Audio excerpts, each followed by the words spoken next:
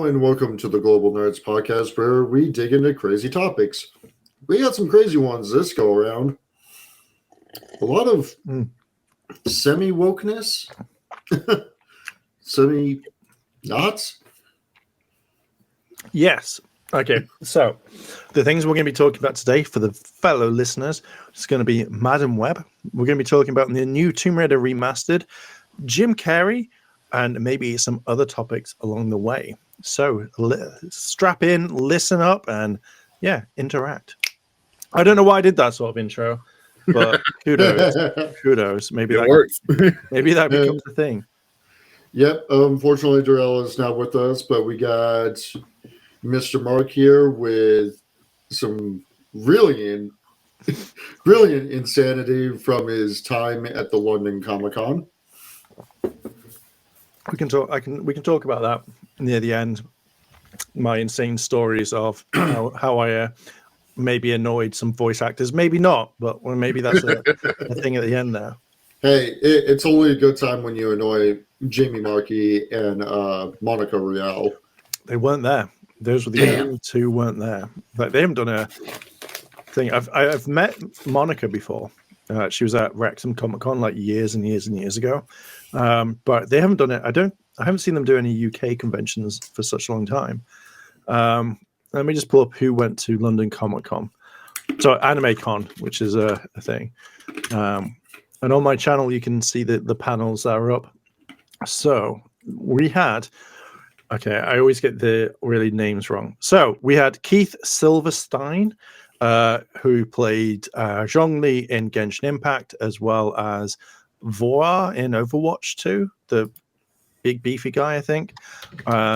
Then he also plays Hawkmoth in Ladybug and Cat Noir. We had Christina V, which she plays quite a lot of characters, including Ladybug, as well as quite some other things. Darkness from Konosuba, which I found out. Brianna Knickerbocker, who plays a load of characters like Ram from RE0, Hu Tao in Genshin Impact, and loads of others. I didn't get to record Nazeth Tarsha. I could probably get his name wrong. Then we had Joe Zyja. I probably get his name wrong. You've probably seen him talking about voice acting and taking courses and stuff, which was there. Who he constantly pops up on my Instagram. But yeah, those are all the ones there. So we can talk about that later. My escapades. Yep, and then of course we got Philip and his crazy projects. Yeah, still working on that. So that's going to be a good long while before anything happens fully. And then, of course, my insanity with my own work and my own projects, as I am Nighty Wolf. So, what is the first topic of today? Well, I was really hoping this movie would actually bring back some characters, but nope, they had to butcher it. They had to butcher it so bad that 2 other projects have been canceled and fired and have broken the web. I've heard the only other project they were doing, they fired everyone, and that was Silk. So Silk's just still being done, but yeah, they got rid of a load of people on that one. But Madam Web is the story. What have you guys heard about it? Have you seen it? Or I have not seen it, but I have heard that movie is 100% a disaster. And that is so bad and so laughable that people are going to see it just to see how bad it is. Yeah. I've heard a lot. I heard stuff like ADR. So they don't match it up with the syncing of lips, which is a thing where you think they would have spent time on. I've heard that apparently they don't have superpowers apart from one character, which is Madam Web. I can't remember her character name at the moment, but she gets like powers, and then that's it. But the others don't, and they don't suit up apart from only in a dream sequence. And I'm just like, what is this film? Like in my interpretation, having not seen it yet, it's hi people, let's go here. Oh no, person chasing me. I'm going over here now. See you later. I'm here. Film ends. That's it. I don't think I could sit for how long is it? It's like 2 hours, an hour, something like that. Oh gosh, so people got I to would not be sit 2 hours of that. surprised. Jesus. From what I've seen from YouTubers, people we watch like Clownfish TV, I believe Jeremy from the Quartering also covered it. But from what most people are saying, it is literally okay. Go watch the 30-second to a minute trailer. You got the whole movie. That's what I heard as well. So is there a thing? Yeah, so it's 116 minutes long, which isn't that long to be fair. But yeah, I heard someone say that in this, it's like, how is it? I think it's at the very beginning where she gets like a spider bites her or she's pregnant or something, and then all of a sudden she yells at the person helping her, and I'm just like, why? Why is what's the reason for that? Yeah, the plot doesn't. So I was saying the plot doesn't do very well. So on Rotten Tomatoes, it has from critics a 13%, which is 182 reviews, and an audience score of 500 plus verified ratings of 54%. And all audience is 43%, giving it a 2.6 out of 5, and critics give it a 3.3 or 3.30 out of 10. So this is our first set of quote unquote wokeness for our shenanigans. This movie was supposed to be an all-female cast, a strong female lead. Let me get that right out of my mouth here.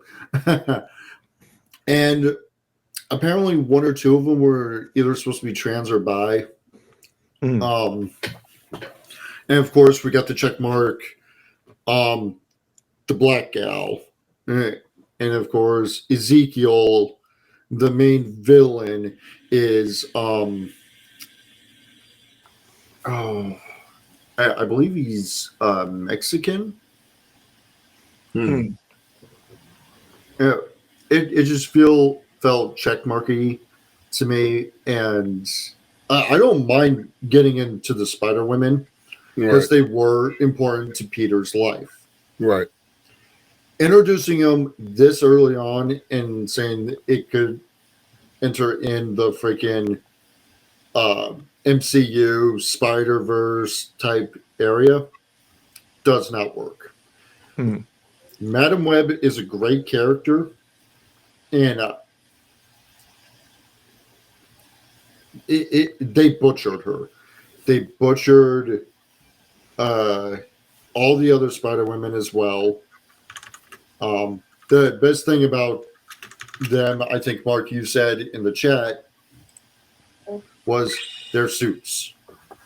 Yes. Carry on. I'll be back in a moment, but carry on. Emergencies.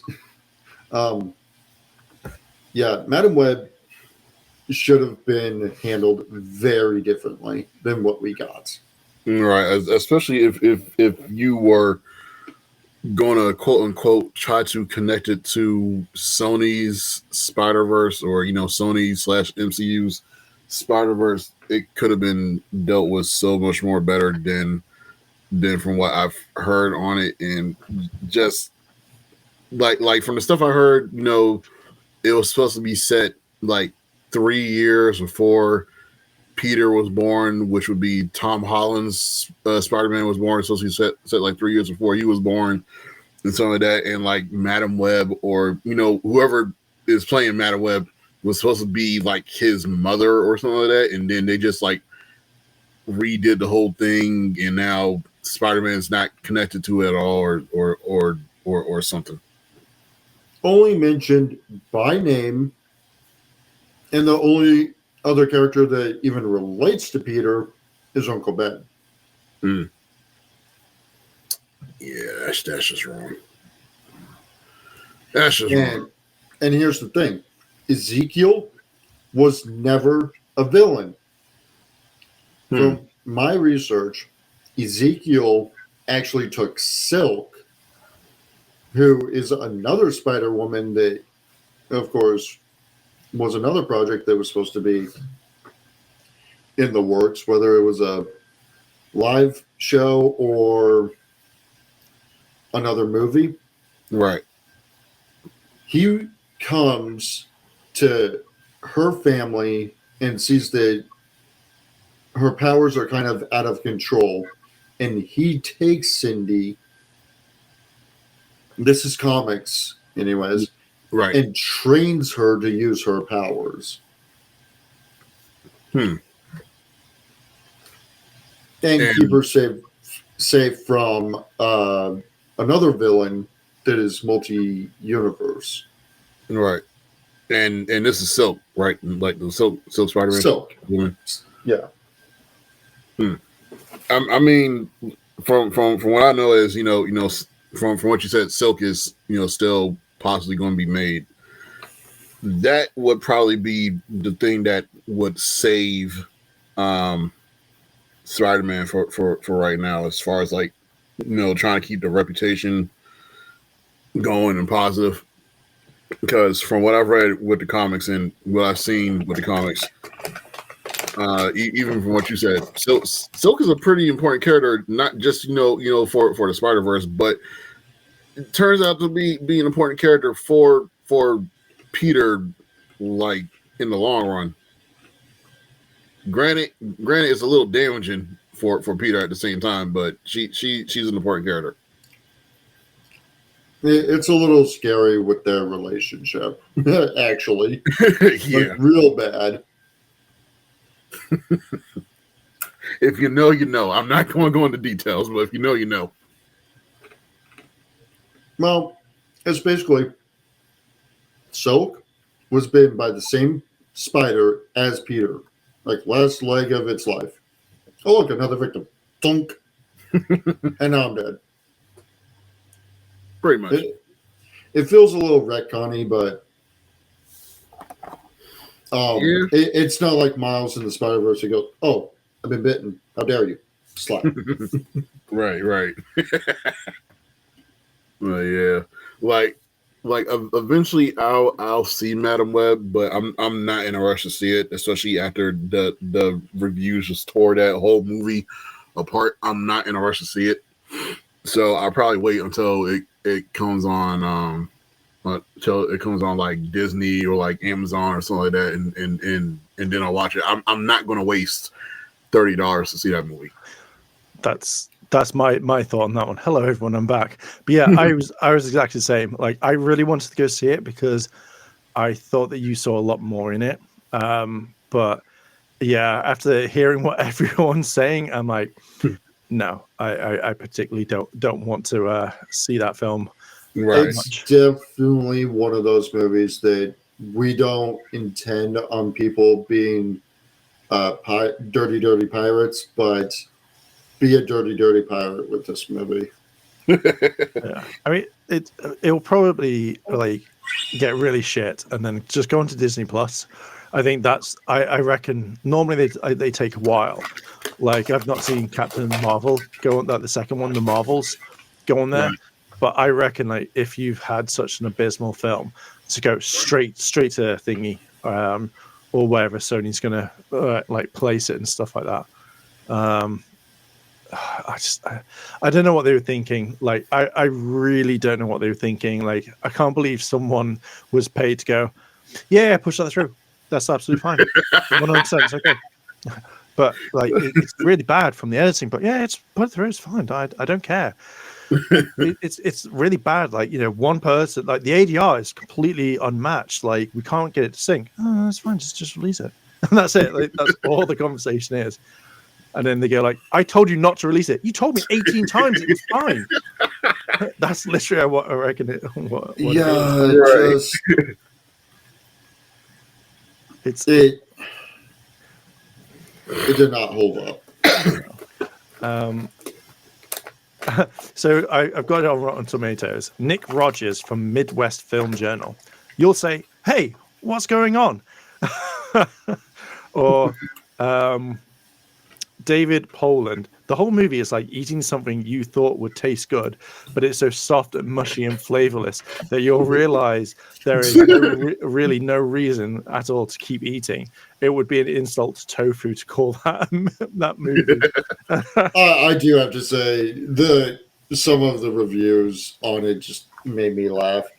But by the way these reviews are going and how it deals with time travel and all that, I kept thinking of how bad Resident Evil ended. Which one, the series or the film? Movies? Okay. The Alice movies. She gets the antivirus. She's ready to go deal with it. Whoa! Into the eye. And all of a sudden it's a simulation. Yeah, I always think it's up to a certain part of most films that they just wanted a title. So I'm going to maybe call it the Robbie Downey Jr. effect. So when you had like all films, apart from Blade, because I know Blade's a good one, but all the films up to like say Iron Man, like until people started taking it a lot more seriously, it was shit that would come out all the time because not like there wasn't either a market for it or that there wasn't a good thing. Like it was mainly like, oh, money under the belt. Here's a really shit film. Like look at some of the old Marvel films. Like I mean, X-Men was okay for the first one. Okay, hissing stopped. Then I was like, okay, so you can still hear me. So you had all these really good you had all these superhero films, or you had these films that were tied into video games, and then that was it. Like that there was just shit. Like they just didn't care. So I always imagine like Resident Evil is one of those cult classics that you'll watch because it resembles it. It doesn't matter. I mean, then you had like Return to Raccoon City, which was dog shit as well. And then the only decent one is maybe Resident Evil the series. Like that was actually quite decent. I enjoyed that, but I think that they should have made it not like there's going to be a second one because they stopped it. They cancelled the second series.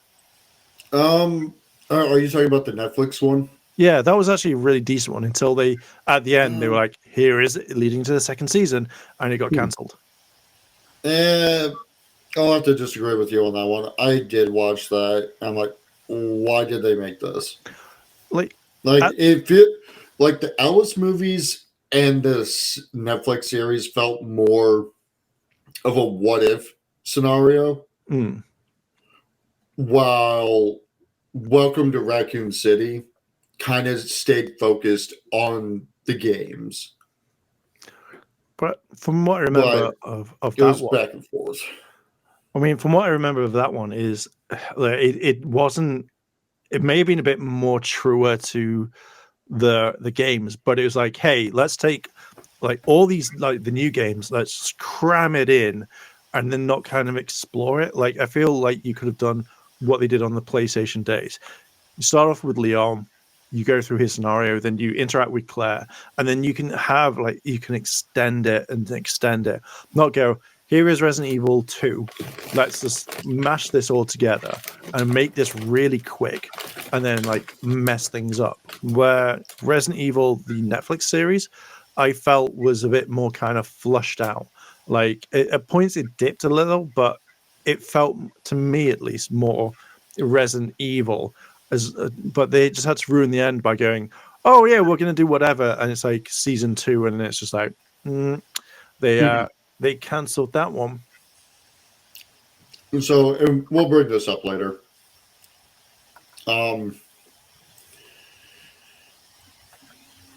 It's do we leave series like this to the fans? So if you're leaving it up to a fan, I feel like you have to make sure that if you're going to make something, you have to have it not so it's like biased. Let's take Power Rangers, for example. you then turn around and you get, say, a load of hardcore fans. Like you get a load of fans, and they go, "What's the story? Tommy's gonna do this, and Tommy's gonna do that, and we're gonna make sure that we retcon everything. So Tommy and Kimberly get together, and they have a baby, and it looks like Jenna." And you go, "Well, that's not exactly, because you're going to get rid of all of it. I don't care about the rest, and we're going to get rid of Super Mega Force, and that never happened. And I don't like Operation Overdrive, and we're not going to have Mystic Force, and that's what's going to happen in that one, and that's going to happen." And then you'll have someone else that will come along and be like, "But we can't have this. We have to make sure all of it comes along, because if not, it's going to be like silly stupid, and I'd hate that. Like, we need to have more Jason, the Red Ranger. He comes back from whatever." You have a lot of people that you have to make sure and go, this is like, they follow the canon. So even like if it was me, like if Hasbro went, "Right, Mark, we're going to bring in Operation Overdrive." I hate Operation Overdrive, but I wouldn't let that affect my judgment. I'd still want to write a really good story for it. So I feel like if you're going to have fans and stuff like that write it, have them write it, but don't mess it up because someone's got a boner for Tommy, or someone's got a boner for, him getting back with Kimberly and stuff like that. Right. So, you brought something up to me earlier today, Mark. Okay. About some lovely remakes. We don't. Yeah, I'm excited about. Are we not going back to what your question? We'll go back into it in another topic. Okay. I was gonna say I just went on that rant, and it's just like moving on. Yep. Okay, so are we talking about Tomb Raider? Oh yeah, I'm loving me some Tomb Raider remake. I'm ready for that fine ass. I'm ready to go through those games for the first time and go, what the fuck am I supposed to do now? Hello. You're gonna have to. I can hear myself. Oh. Yeah, a bit of echo going on. We have the echoes.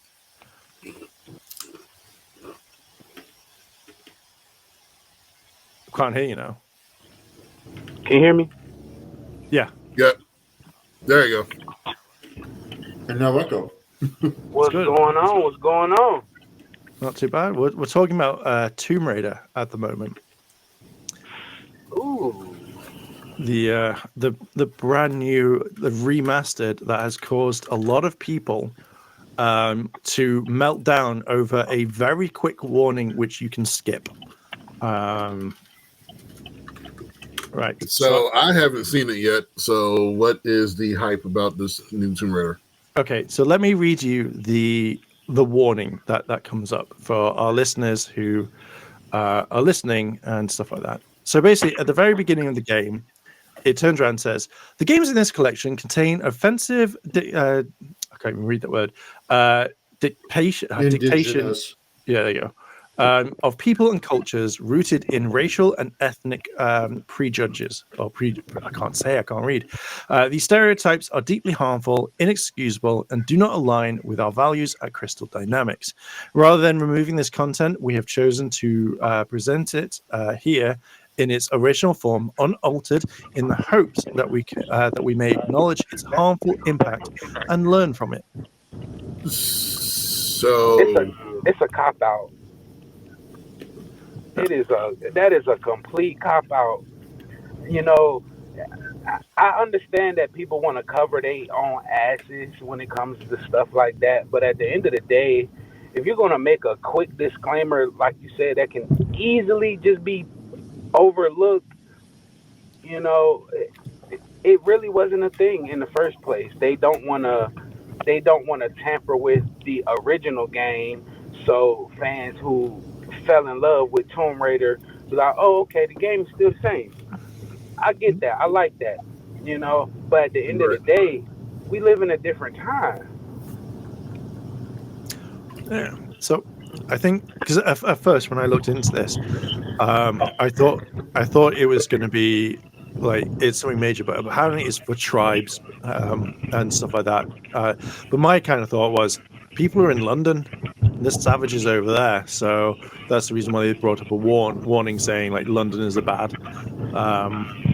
But I can understand why they do it, but it's skippable. It's not major. But a lot of people have got like they don't like it because they think that it's ruining the game for them because you've got this warning that pops up. And I'm part of, like it's skippable. Like it literally flashes up for brief, like maybe 3 seconds, and then just disappears. But for the simple fact that they have a warning there that pretty much states offensive cultural stereotypes is just batshit crazy in itself. Like every Tomb Raider game that I've played, even the rebooted ones, never had a warning. Never had a warning there. Hey, you're about to see some cultural stuff that doesn't align with modern values. So you're about to see some people get skewered and stabbed and eaten by a whole bunch of cannibal, savage tribesmen. We don't want to have this in here, but because it is a part of the game, we're going to keep it in there. What? Yeah, I think if they took them out or they changed it, they would have then it wouldn't be remakes or wouldn't be remastered of what the game is. Right. So then they'd cause more problems. And I've been hearing a lot of stuff of that. Crystal Dynamics hates the original Tomb Raiders. They want to completely change it much later on. I'm just like, okay, that's fine if you want to try and change it. But I think for this one, I think it was fans that kind of banded together and a company actually reconstructed it and kept it to its like faithful roots and stuff like that. Right. It's just one of those things. I personally like. It's a thing that pops up at the beginning. It's not going to change my my thought process on Tomb Raider. Yeah, right. That's what happened back then. But you got a strong female. Yeah, I'm in the same boat. Big breast and does crazy shit. There. Man, Tomb Raider it's one of PlayStation's first like IPs that blew up because of horny little boys. But at the end of the day, it's a game that's that's come a long way. And as far as that disclaimer goes, that's fine and dandy. But at the end of the day, it's Tomb Raider. Right. It's some supposedly, sexy woman going around different countries and stuff, and shit, doing shit, unlocking tombs. That it is what it is. At the end of the day, it's just a disclaimer that I will probably just click past. Yeah. Right. Like effectively, you can like it skips so quickly. Like it's not even up for like say. I would say it's up for maybe 5 seconds. Or yeah, you can just go skip because it's not like when you start the game and the intro starts going, and the fact is, it was one of Sony's biggest titles. It was inspired by Indiana Jones, and then later on you got Uncharted, which was inspired by Tomb Raider. So and it's a huge big thing because back then, like I don't even think, there wasn't many like big girl names for this. Like that girls could sit behind and go, "Oh my god, this is amazing! I see myself in Lara." And we had horny boys. I was one of them because I love Tomb Raider. But we had all of this where it was a game that was very different. It wasn't just a Mario or a Sonic. This was I get to raid tombs, I get to explore and get a story and see ass while running. Holy shit! Right. Even though it's pixeled, and I thought that giant pixelated boobs. Pointy as shit.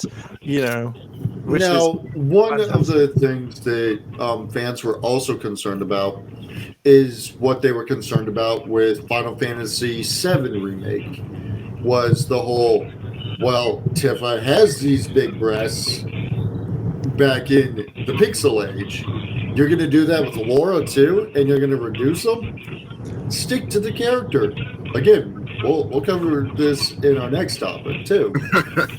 I think with the whole point with Tifa was it's the fact is she had massive breasts, but when you kind of think of it now, like I really like Tifa. Like I never really paid attention to Tifa when it was like Final Fantasy originally, but when it came to the remake, I absolutely adore the character. I have no problem with her breast because when you think of like say a woman like who would be in that sort of situation, if you had massive things that were slapping you in the face for doing those combos, you're gonna turn around and go, "Holy shit, what?" Like it just doesn't make sense. And with Lara, like when you play these like the newer Tomb Raiders, where she's stuck on an island and stuff like that, I think the body proportions are absolutely fine. Like I don't see a problem with, I don't want Lara running around with massive triangle breasts. If you're going to complain about breasts not being the same size, bring back the triangle breasts. That's what if we're going to complain, that's what the next one should have. You're running around too. You're climbing shit. It's a lot. Right. So, with the whole indigenous people thing, one would think if you're doing an exploration game like Tomb Raider, Uncharted, Indiana Jones, because they got a new game coming out, Can I you're say gonna something come on the across indigenous people.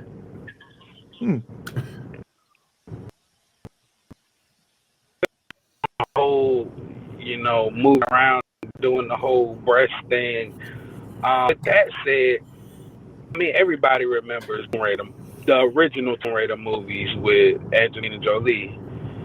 I mean, she got. Oh yeah.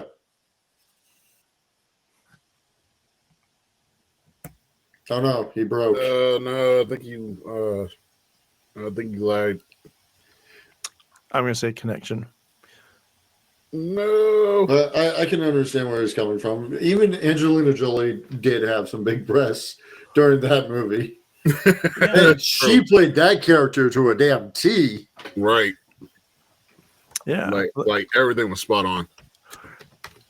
I mean, we'll come back to this one, like because we'll come back to it. But like even with the films, like even with the newer one, like I don't know what the actress's name, like it doesn't bother me. Like I actually have it pulled up. Yeah, at the end of the day, when it comes to these sorts of games, what is it like with massive like breasts or whatnot? Like to me, that doesn't really. It's not going to make me go, all right, I need to pause to watch. At the end of the day, I want to go shoot stuff in a tomb. Right. I want to solve puzzles. The actress's name is Alicia Vikander. Yeah. I'm probably butchering her last name, so I apologize. Like, the only thing I really wanted for that entire that film was to have Camilla Luddington, because I think she was the voice of Lara, and she was the mocap person as well, and that's what I wanted. Like I wanted her to do the role, but obviously she chose not to. I don't know why, or maybe they thought, "Fuck it, we're not going to ask her." But that sort of stuff, again, like. I don't understand people's kind of like fixations on we need to have Lara with massive breasts. She needs to have a massive big ass. We'll talk about that in not Lara's ass, but we'll talk about that sort of thing later when it comes to one of our other topics, the X-Men. But it's these sorts of things where I just don't see why people are going out of their way to cause problems. Yeah, I agree. I can understand moving it from the 3D aspects to the whole new 3D programming, and you can switch between them if I remember correctly. You can do that, yeah. So they need it sort of comparable. So I can understand if you look at the pixelated breasts and you go, okay, if we're going to mold them into actual breasts in later, We're talking about breasts alive this episode. it would make sense for it to be, that proportion. But Right, I agree right. with you. Right. So you were saying I'm about sorry, guys, Angelina. my phone overheating. So you were talking about Angelina Jolie. Right, yeah. So she did, everything that Laura Croft did in the games with huge boobs. And people can say, oh, it's damaging to the powerful woman image, but at the end of the day, me personally, I'm not a woman, but I think Laura Croft is very empowering, however she looks. The new version of Laura Croft, the Angelina Jolie version of Laura Croft, the original PlayStation version of Laura Croft. Like, I mean, women love their boobs. They are empowering themselves. As they had a whole snatch the bra off and burn it movement. Boobs, boobs, boobs. So, me personally, I think it can be done. I think it can be done in a right way. I love the original Tomb Raider movies. Like, they were really good. Right. Yeah, like because I think it was massive. Like when it came to when it first came, like the first two. They had two films. Was it two films or was it three? I believe it was I think it was 2.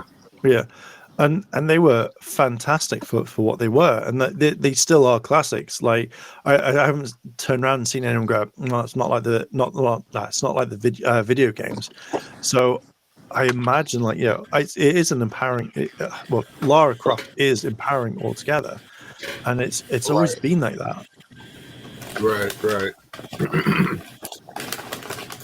I mean, just like I don't know.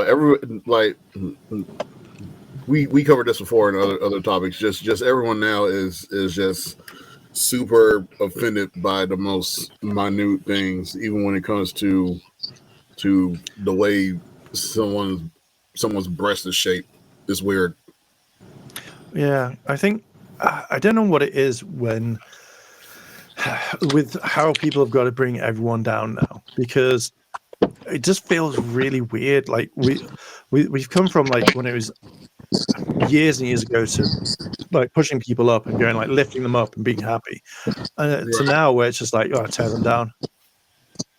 Right. It was a bit windy. I wonder how people would feel if they gave Crash Bandicoot a penis. Hey, say that again. I wonder how people would feel if they gave Crash Bandicoot a penis. I mean, he is a boy, right? Thropping in the wind as he spins. Yeah, it's a blade. Oh no. So we've talked about breasts most of this episode. It seems we need to talk about the ass part now. In our next topic, well, that's one of the interesting reasons. So X-Men 97 trailer just dropped, and we've been waiting for a conclusion to X-Men, the animated series, for some time now. What have they done to you, Rogue? You're all about the sexiness and empowering women, and now you look like a freaking idiot. See, yeah. We have a character that has not been in the series since episode 1 and 2, and I think he got killed off. No. That's not true. Morph did come back. Yeah, he did. Yeah, I looked at. I remember him coming back because it was a whole big thing of X-Men at the time, and it's much later on in the series he does come back, and then he fucks off halfway through. Yeah. Yeah, Morph comes back after. I think it's very killed. Yeah. But I mean, now, so what have they done to Rogue? I haven't seen anything of this version of Rogue since '97. So like, let me. they changed on her. I think it's the entire like design. Let me just. So I'll send you the picture in the group chat. So basically, there's a scene. If everyone's wanting to kind of like look into it, is that there's a scene where she goes against Apocalypse, and you just see her ass. There we go. We're getting a full house. And then there's a scene where she's fighting in the new in the new '97 trailer, and she's completely flat as anything. Okay. And people are a bit angry because they're making Rogue look exactly the same as like every single else. Like, but when you look at the '90s, like she was a woman. Like she had the curves. She was strong, independent, had so much stuff, and now they've just kind of made it go. Like I don't know why, because a few people are going like, oh, you can't masturbate over her anymore. And it's like, well, my whole thing was that was her appeal, and that people like Gambit. I saw a clip with Gambit trying to, kiss her awake, going, "Oh, don't worry, sugar, I'm gonna kiss you awake, just like the Sleeping Beauty," and he nearly gets his life force taken out of him and nearly dies. And she freaks out, going, "Why did you do that? You idiot! You don't touch me!" Well, I'd say that's something a little bit different than the whole point of her powers is she connects with you, she drains your life force, and steals your powers. Right. For a certain amount of time. Except for Captain Marvel. Damn, that my hair look like Taylor Swift. Damn, man. They really flattened her out. What the heck? Yeah. See, I don't get why like people why have done that. This? Like, I'm very curious to see how Marvel's drawing in now, because like back in the day, like she was one of my she was one of my animated crushes and stuff until Black Cat came along. But like, when looking at always when I saw Rogue was she was sassy, she knew how to look after herself, she was strong, she had all this going for her. And now I don't know what it is with the animators where they're just making people like dropping like certain characters down because you can't have the male gaze or whatever. And I'm just like really, like, is this what we're going for? Like, what about the female gaze? Like, where is all of this? But it just feels like people just want to draw them as normal and then use the whole, well, sorry, you can't masturbate over this because, whatever. I'm just like, no one's going to crack one out to X-Men. No one's going to sit there on the TV going, shit, I need to crack one out, boys. I don't know, dude. You'd be surprised, man. Be surprised. From what I'm seeing, yeah, she still has somewhat of a big ass. But her breasts are slightly normal. Like, right. I mean, it looks like it's gonna, I mean, it's gonna look. She lost some weight. Yeah. It's like she just lost a lot of weight. She ain't even thick no more. She was thick and sassy. She ain't nothing. She like a box. SpongeBob. So wrong. Like a fucking sponge. Hell no, man. I mean, she about this size. Not the sponge though. God dang. She about this slim. That's how slim she is. Not the sponge though. Yeah. My main issue for this will be if she doesn't. They've probably got the same voice actress to redo her. If she's not that sassy and they've just made her boring, I will have very big issues with it. Right. I was looking forward to it though. I expect to be at least like the old one, but if they're gonna do all this remastered shit and fuck it up for us, then it's gonna get low ratings after a while anyway. Yeah. Right. And then all of a sudden, like, I know what they're gonna blame it on. It's gonna be something like no one's watching it because everyone thinks it's woke, or they don't understand the true meaning of X-Men. And I'm just gonna be like, really? Like, everyone fucking knows what X-Men stands for. It's like, everyone knows about this. So why are we pulling those cards and putting them on the table, boys? Because that's not working right there. So there was a picture floating around, and yes, they are claiming that. And Really? to be honest, looking at this picture that I just sent to the group, it's literally, oh, look, there might be a gay person in there. There might be a lesbian or trans person in there. Oh, look, there's a black woman in there. Probably Latino. Like, but this feels like a unity picture against mutants. Well, screw all the other wokeness in it. Oh, look, they're all united against mutants. I mean, the whole point of X-Men was kind of that. How do you associate yourself as a person that is different in society? Right. On a global scale.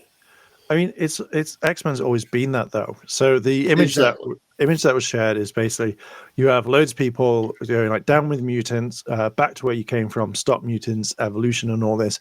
And in the it's what's the title says? Surprised so much of the anti-woke crowd is upset with the new X-Men series, considering they finally got represented. Yeah, so everyone's like being represented in that one. But if people don't understand X-Men, they haven't gone back and seen how it was. Because again, like you have in the first couple of episodes where even like Jubilee's parents, from what I remember, as soon as they found out that they were mutants, they shunned her. They were like, "Get rid of it! Let's get rid of you!" Right? Don't you dare mess with my Jubilee. All right. Well, that was the thing.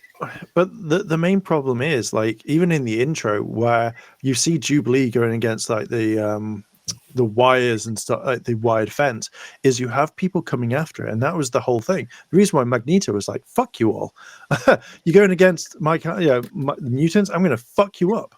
Right. So. Magneto was gangster though, man. On the whole cartoon shit, he was gangster. He was more gangster than Professor S. Professor S didn't never give a fuck though.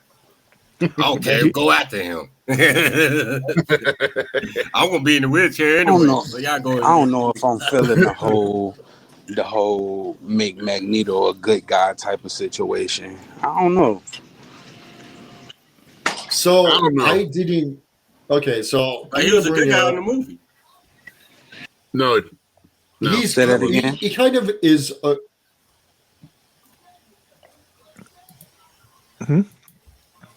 I'm just saying he was a good guy in the movie though.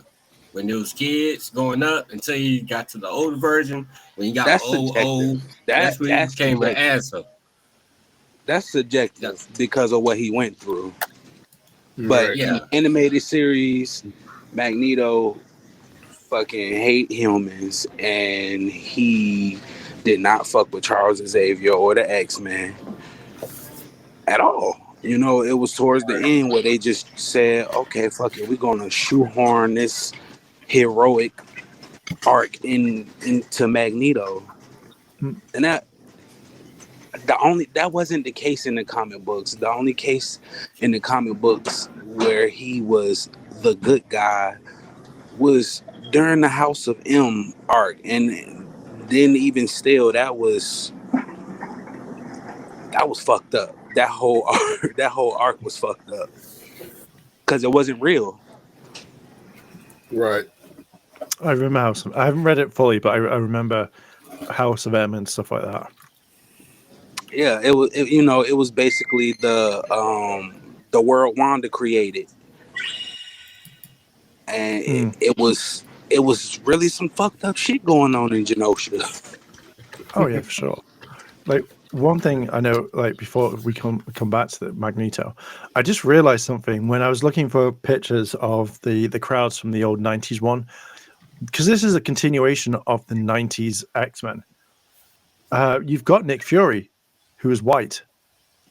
I want to know how people are going to talk, like feel with that, because obviously anything from the 90s one has been like, you know, Samuel Jackson type thing. He's always been a black man.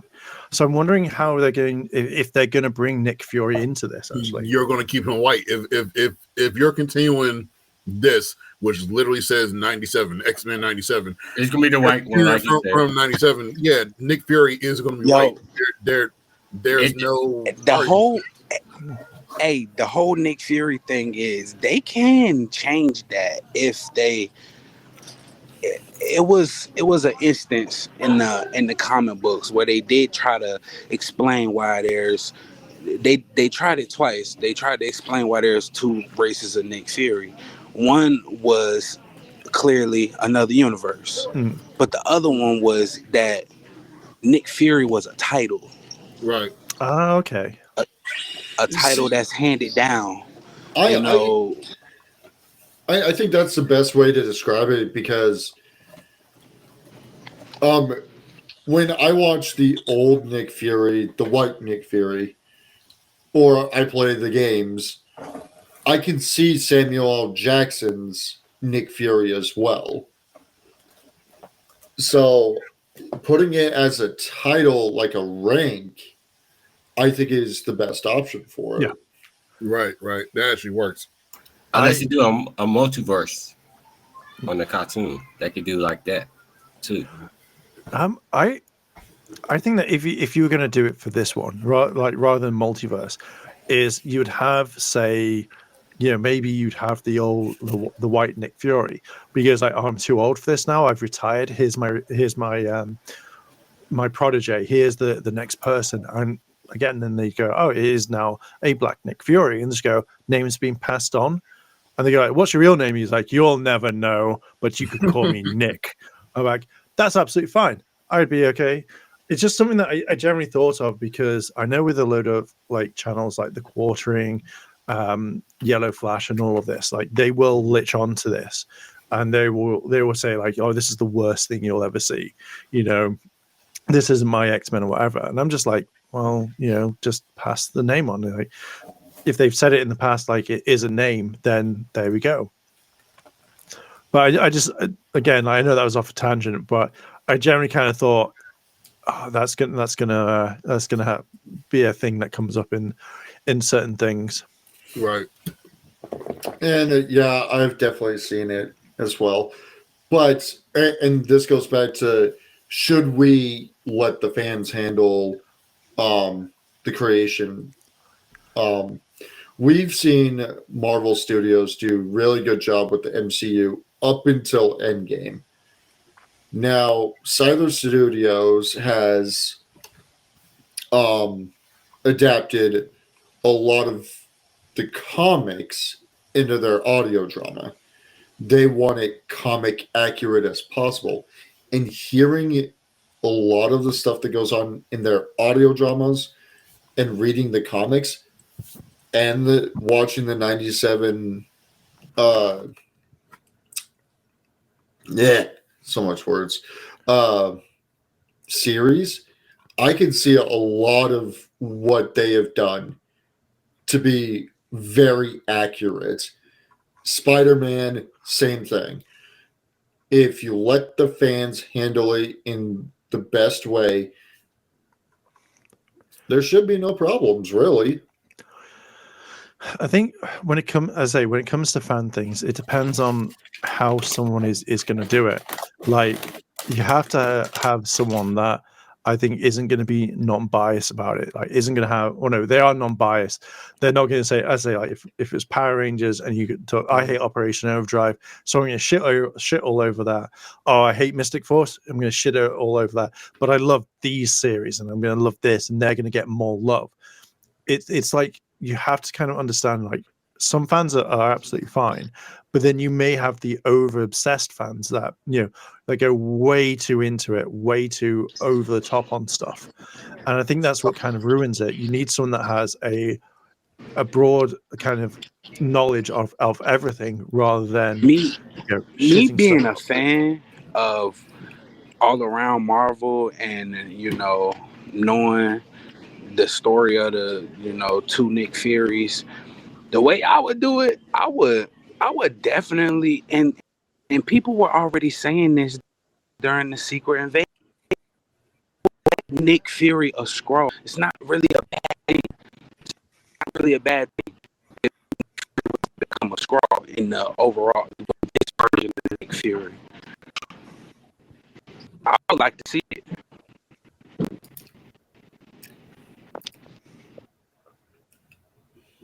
It's how you do it. If you're just going to be if you're just going to check mark things, it's probably not going to go well. I think again, like, just do it properly. Like, put the whole thing, like, if you hate a character, treat them like you love them. Like, just make it sure that it fits well. Like, it's such a weird thing when, like, certain people come on, but even if you're not a fan, I would say, like, read, watch, or listen to everything that comes along. Otherwise, you don't want to piss people off. Mm-hmm.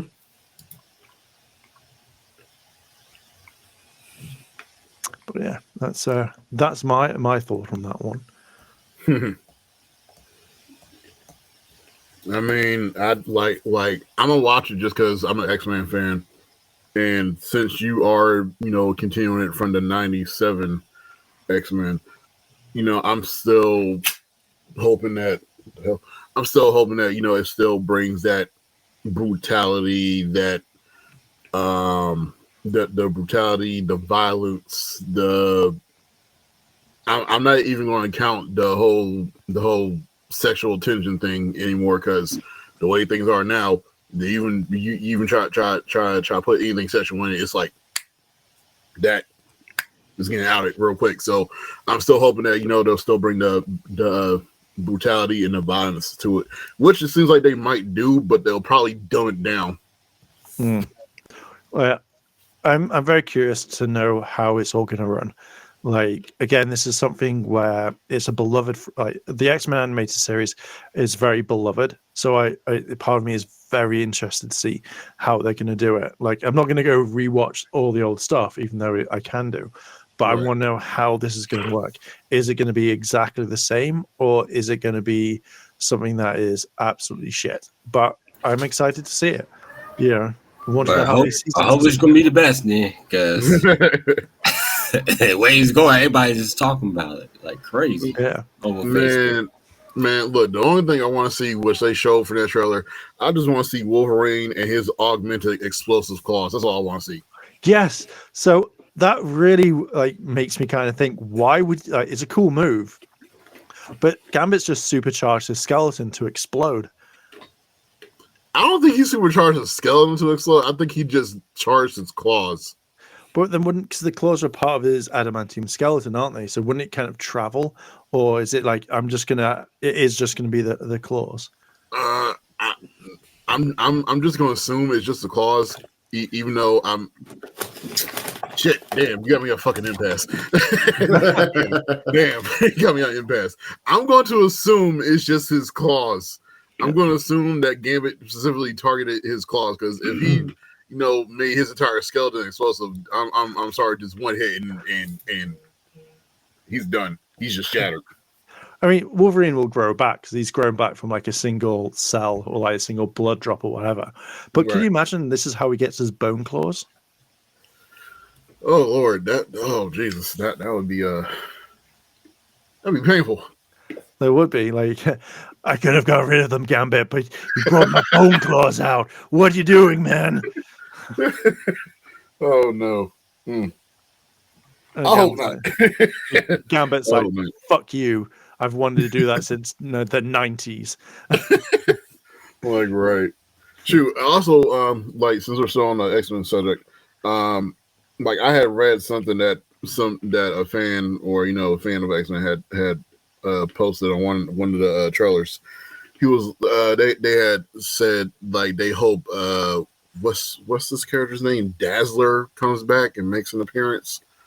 Like, apparently this character was like the counter opposite of Gambit, had like the same abilities as Gambit, but could make like fireworks and stuff just happen like at random or something like that.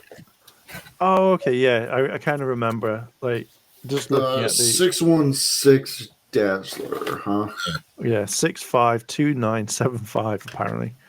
But yeah, like, I kind of like from the picture, yeah, you kind of see her and stuff like that. So that's pretty cool. Oh man, if she comes in, oh man. Yeah, but I'll watch it just for nostalgia purposes. But I'm not hoping for anything too special of it. And I don't really see why they made he left, didn't he? Yeah, you laid out. I guess Morph is non-binary. Yeah, I kind of see it because originally when I heard that they were making him like non-binary, like I was like, oh, okay, because I think we talked about this in our chat before, where yeah, like I think back in the day he was like, we all thought there wasn't nothing called non-binary back then, so it's something quite new that I know of anyway. So obviously they made more of a male. And I was like, oh, that's pretty cool. He wasn't one of my favorite X-Men, but now seeing he's non-binary, it would make more sense because if you've got the whole thing about you can turn into anyone perfectly, then, you know, it would make more sense. Oh, today I feel like I want to be a male. Today I want to be a female. So Morph is like Mystique, except on a genetic level instead of an appearance level? I don't know that one. Yes, it is genetic for him. Yeah. And it's just skin for her. So okay, because like I'm a bit old school, so I don't really care for the whole non-binary stuff and everything. Like I'll call you by what you want to be called, just to support you and everything for it. But me personally, I don't really care for it. But because Morph can change his self down to the like genetic code, he can literally rewrite his whole body to become someone else. Mm-hmm. That would actually make sense for that character to be called non-binary, because that person can literally change their entire genetic structure to become literally anyone. So calling that person non-binary would actually make sense. I think again, like it's an interesting concept because I wouldn't have associated that at all. Like, if Wolverine goes like, "Oh, Morph, it's so good to have you. He's great, everyone." And he's like, "No, I'm non-binary." All right, cool, that's fine. Like, for me personally, it doesn't really change anything. Like, I'm not gonna be like, "Shit, Morph should be a male. Fuck this shit." Morph should be this or that. It's Morph. I don't really like the character that much, so it doesn't bother me. And even if I did like the character, it's still not gonna make me change my whole thing. Like, shit, I don't like this anymore. So it makes perfect sense to make them non-binary. So right. I mean, especially if you can change yourself like that. So I would just be a massive dick if that was me. I would be a massive dick as more. Oh no. So my whole thing is stick to the source as much as possible, and what our other guy brought up in the chat was he's very flamboyant. Apparently, in the first 2-3 episodes he's actually in, right. So to him to be a non-binary, I agree with you. That shape-shifting power of his is on a whole different scale, like Magneto. Oh, you could just do metal? Oh no, it's an electrical current, if I remember correctly. From the X-Men cartoon, magnetism. Yeah. Like from the X-Men cartoon, though, I don't think he was very flamboyant. He was mainly I would say normal character. I think it's the comics that he's more flamboyant in than I'm going to say on that one. But man, I'd be such a dick for those powers. I guarantee, like, hey, Darrell, we've got the Queen today, and it'd just be Beyonce in my chair, sat here. Oh God! Now, see, if the row was here, he would have said something on that. I know. And we'll bring this up next time if we remember. Or could you? I would just be such a massive like knobhead. I would, but funny, not. Yeah, that's like I could see Morph being the embodiment of the queer spectrum. If Right. that makes sense. Right. I mean, on a genetic level. Right. Just not on an appearance level, like, just yeah. That's all I gotta say.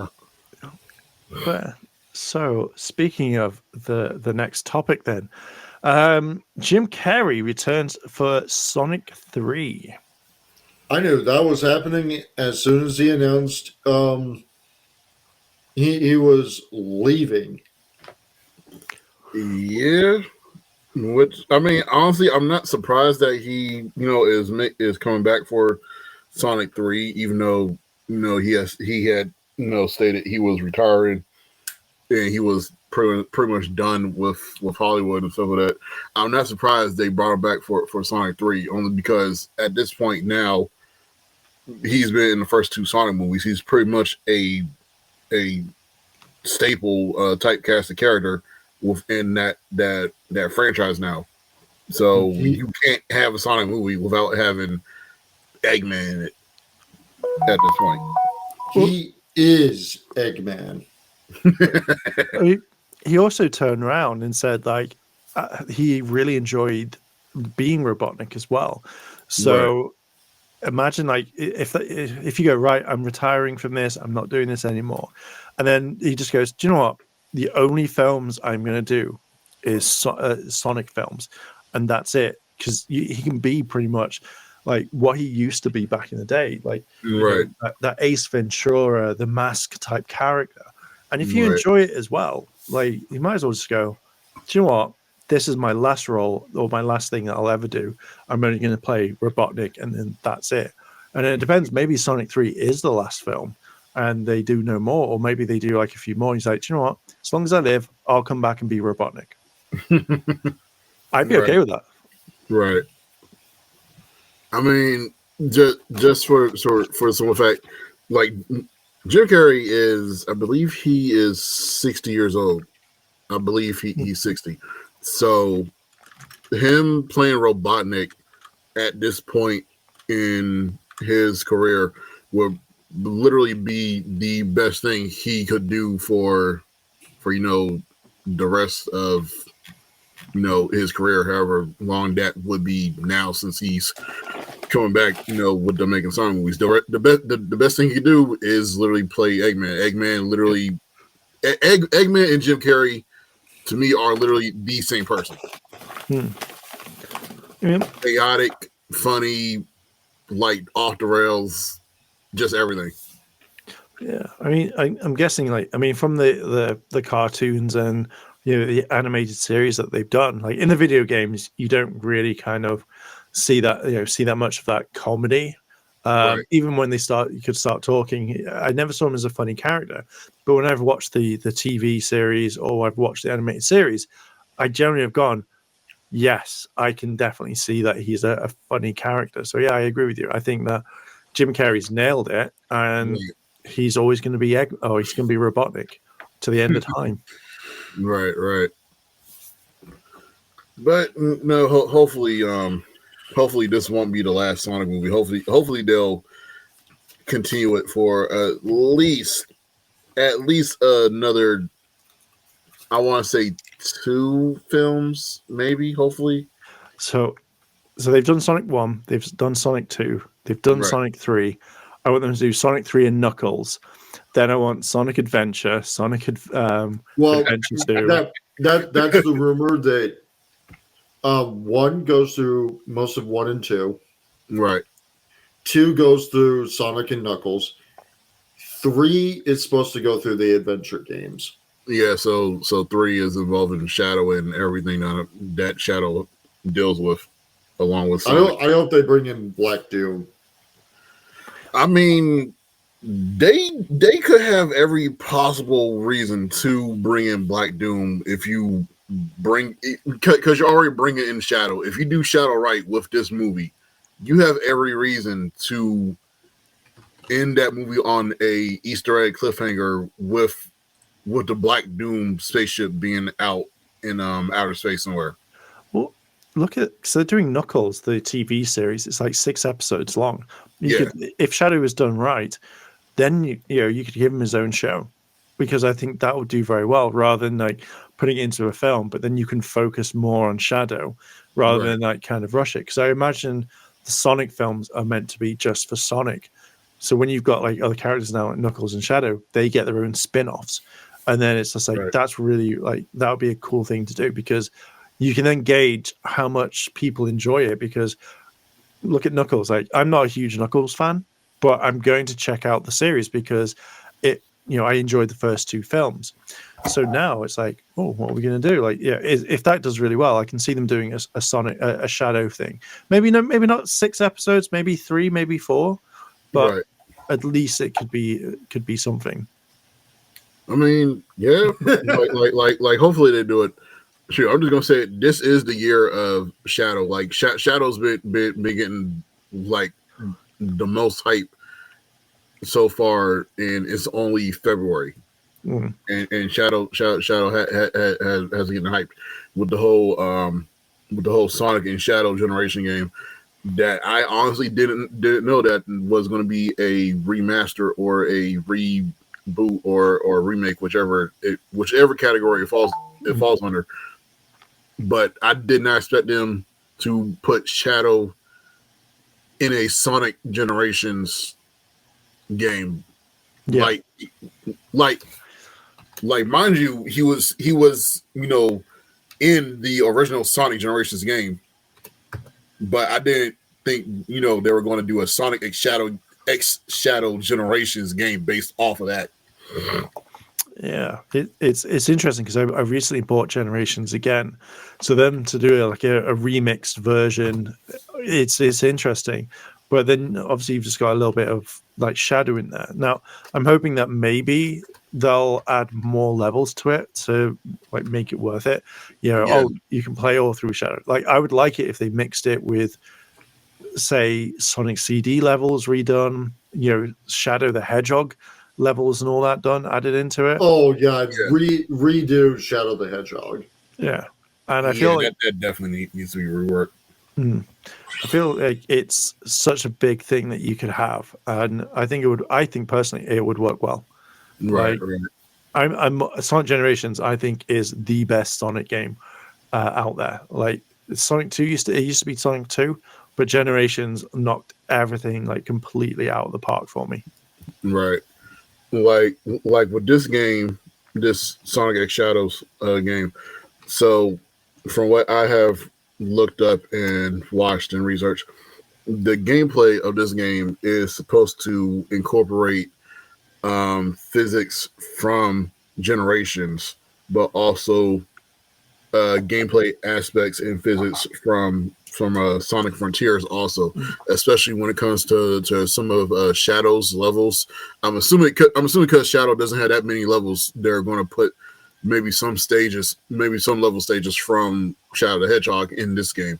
But because of like the way Shadow's gameplay is in this current game, it has a mixture of Generations and the Frontiers fighting mechanics. When it comes to Shadow doing some of his combos and some of his movesets, it has a bit of Frontiers mixed in there with the kind of what's the one I'm looking for? With kind of the rail grinding that Generations does. Yeah, that's pretty cool. Mm-hmm. I'm very much looking forward to when it comes out. Yeah. When is it out? Couple months, I think. Yeah. Really? I was gonna show you. I got all the Sonics. I got every last one of them. See, look. Oh shit! The background ain't gonna let me. Yeah. Your background was messing it up. You gotta turn it off. Hey, I'm gonna turn it off real quick. Shit. I mean, I kind of got back into Forces because of a fan-made mod. Yes, I know which one you're talking about. But I hate Forces. I like Forces because you get to make your own character, but I think they should have stuck to the original character. Nice. It's that 1, 2, 3, and I got Sonic 3 Blast, Sonic Knuckles 1, 2, and 3, and Sonic Is that a Retroid Pocket? Nope, Embernick. It's a emulated game. It's a emulated game. You could download on the SD cards to put on your little tablet. Yeah. Nice. But it has all the games though. You know what I'm saying? It has every single Sonic on this bitch. Okay, nice. Yeah, man. Hey, that'd be nice. Yeah, spend almost $300 for that bitch. Goddamn. Yeah, I'm not spending that much for a emulation device. But hey, I got over 35,000 games, so yeah, worth it though. Yeah, I mean, hey, and I can play the bitch on the TV, so you can't go wrong with that. Can't go wrong with that. And you can use your Xbox controller and your PlayStation and your Wii, all them controllers with this device. Man, why you trying to strike oil, man? You trying to make people buy this stuff? you trying to strike oil. The way you gonna buy it is from TikTok. Only way you gonna buy that shit is from TikTok. But yes, I play this bitch all the time. Heck nah. I was like, shit, I ain't gotta buy an Xbox, man. Shit, I can play this shit. I got all the Mortal Kombat, every throwback old school games you can think of. Right. Even RoboCop. 1, 2, 3, Tom and Jerry, Spider-Man, even the old Spider-Man. You know the old Spider-Man game? Damn. Oh yeah. I've seen them advertised a lot on TikTok. So yeah, man, it's worth happening though. Yeah. I ain't trying to advertise it now, but I'll just let you know like what Sonic game y'all talking about because I got all of them. Man. And I can tell you the difference where I play all of them, man. Sonic 1 is always gonna be the best one on PlayStation. I mean, not PlayStation, shit. Sega Genesis. Sonic 2 was okay, but it would never beat the first one, though. And then the Sonic and the Hedgehog. I mean, yeah, what's the one with the Hedgehog? I did play that one. That was alright. It's just like I feel like I was playing different versions of Super Mario or something like Super World or some shit. Then I go to the other ones. They're just like nothing really like. It don't have that nostalgic. You know what I mean? It don't bring that nostalgic. Except the first one. You know what I'm saying? Even the new ones don't never bring nostalgic. I feel like the same thing with Mario too. I feel like they don't bring the nostalgic back. Everybody's trying to go new. But that's how I feel on the games wise. You know what I mean? Right. That's just how I feel. You know what I'm saying? But see, I get to play them because I got on this device, so it's like okay, I get to test out what each of the Sonics are because I ain't could never afford that shit as a kid. Yeah. You know, Sega Genesis was like what $20 a game or some shit, and you know shoot, back in the day. What's up, man? I don't know how much they were. I think it was $20. I think it was $20 or even $13.99 for a Genesis game back in the day. Yeah, I think it was, or it was even Super Nintendo. Nah, I think they were around about like maybe like $30-something at least. Okay, so I wasn't tripping. Man, that shit crazy, yo. I was like, damn, you know, as a kid, you try to hustle to get a Sega Genesis game. Right. And then it hit your ass with a Dreamcast. Here goes the Dreamcast. I do love the Dreamcast. I mean, that Dreamcast, Sega Saturn, they hit your ass with a Sega Saturn, then the Dreamcast. Okay. They hit you with the Sega Saturn. That was like the first Sega PlayStation. That's a weird ass fucking system, yo. Sega Saturn was weird as fuck, man. I know. Yeah. I never had the Dreamcast, but yeah, like I know a lot of these things were just really bad. Like Saturn, like I think that the Dreamcast would have absolutely destroyed PlayStation if they had just put a DVD player Yes, it did. And that's the first Tekken game actually was on the Dreamcast. Right. Like, yeah, man. Yeah, there's some amazing games on that from what I remember. But y'all remember the Sega Genesis channel? Y'all remember that shit? You had all them damn games. If you subscribe to them, you just plug your cable cord into the game cartridge. No, nah. We never had anything like that over here. Oh, damn. That's briefly. Yeah, like I remember with the Dreamcast, it was more. I went online every Christmas day because it was expensive to use dial-up just to check my emails, and that was it. And then it died, which made me. Man, my dust killed my damn PlayStation. I mean, not my PlayStation. Not the PlayStation. The Sega Genesis. It killed my shit. I was like, God damn, this got the goddamn thing. I didn't have to buy another one. Right. Yeah, man, this shit crazy, man. I get tired of that shit. Then the whole time, you can't. I wish they had like a kit for it though. But I did enjoy playing Sonic though, because I was playing Sonic because it came with it. The game, back in the day, the game used to come with the Sega Genesis. So I remember. So right. I got Sonic, and that's how I enjoyed the first one so much than the other ones. And I don't care what people say. Shadow the Hedgehog was a really fun game. Yes, that was not on the Mega Drive. It was, but it was long as heck. Yeah, but it was easy to play though. Even though them damn songs about kill my ass, man. Playing for hours, you be hearing the same. Like, damn, I just heard that song the first song. It's like that song's like a meditation. The music was definitely repetitive. Yeah, that's the word I was looking for. Yeah. It's like it could be a rap song if it could. Anyways, I think we need to go on to our last topic, which Mark really, really wants to rant about. That would take too long. Like, I mean, we can talk about it because we'll keep it brief. You say brief, and it's just fucking like brief. Depends on the subject we're about to talk about. I guess okay. Trying to figure out what type of brief you talking about. Yeah. So for people who trigger warning is going to talk about the stuff that shouldn't be talked about, but quite recently, trigger, because I didn't say trigger warning. It's going to talk about pedophilia. It's not nice. So, okay. I have to give backstory on this one, and I'll try and condense it. So, apparently, there is there is a person called Vosh, and if people have seen him online, then he is a debate YouTuber, and he will debate anything. And apparently, in his words, a couple of years ago, he wanted to be really edgy, and edgy could mean anything. So he decided to debate people on why CP, which we're going to call cheese pizza, why cheese pizza was, is okay, and the benefits from it from both sides, which again is fucking disgusting. So There are tons of clips out there that you could look up. But the thing is, apparently he has come out and said, like, loads of people take these clips and then take them out of context.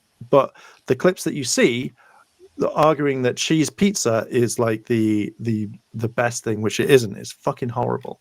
Right. So apparently he kept saying that anyone lolicon, which is basically cartoon cheese pizza or Japanese cheese pizza, which is horrible. I don't like lolly characters in general. I don't like kid characters in general. I can't stand them in video games or anything like that. No, get rid of them, etc., etc.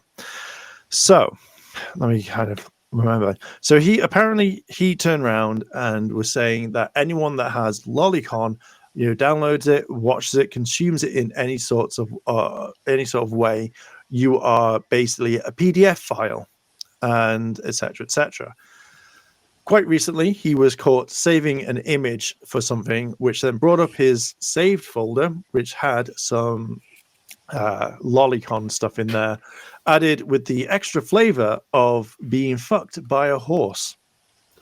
Whoa. Yeah. He has a thing about being a horse. He wants to be a horse so he can, and this is quote, this is actually, he said this, it's not like allegations or anything. He has said that he would want to fuck a woman as a horse because of the massive penis of a horse as well as the power of a stallion, so that he could do all this. Yeah. Who the fuck said that shit? This is a guy called Vosh, and it has been thing. He says you can take this as gospel. You can write this down, and there is a clip out there. He has all said this. I've seen it multiple. He's an animal pedophile. Damn, he like less animals. God damn. Well, we don't know if he's a PDF file, but we definitely know he's into bestiality. Hey, like they said, actions, words saying something, but actions do count. It speaks a lot of volume. Yeah. But his words come out of his mouth was his action. That speaks a lot of volume. Yeah, it's a horrible thing. So to add this story in, we had two big YouTubers, Tipster and Keffels. And basically, rather than say disavow, get rid of him, they decided to make it all about them. And their entire thing for the past couple of days have been that, that they don't see anything wrong with it effectively. The fact is that he should have watched it on his phone instead, porn and all that. And they've been dying on this hill, the Lolly Hill, and it's not looked very good for them at all in any of this. It just, they're saying like they haven't, like, I think at first they hadn't seen it, so they were like, well, it's absolutely fine. It's whatever it is, and it's gone massively. It's turned over horribly. And then quite recently, the most recent update is that both of them have now, well, one of them, Keffels, has disavowed what Vosh was saying because, it just didn't like, everything's backlashed onto her because they've made it about them and not about Vosh. Right. So that is pretty much the very gist. So if they are watching and they say, well, that's not how it goes, that's just the really condensed version of everything. Right. So yeah, there's quite a bit there. But if we had more time to go into it, I would have laid everything and got something ready so I can read off the points. I think we can probably save that massive rant because that's going to be a huge rant for the next episode. I think, I'm thinking about bringing it all together into one document so that we can go off it and stuff like that. But for me personally, if anyone had that and that was one of my friends, straight away you go. I don't like that sort of thing. I was talking in our chat earlier that in Genshin Impact, you have kid characters, never in my team.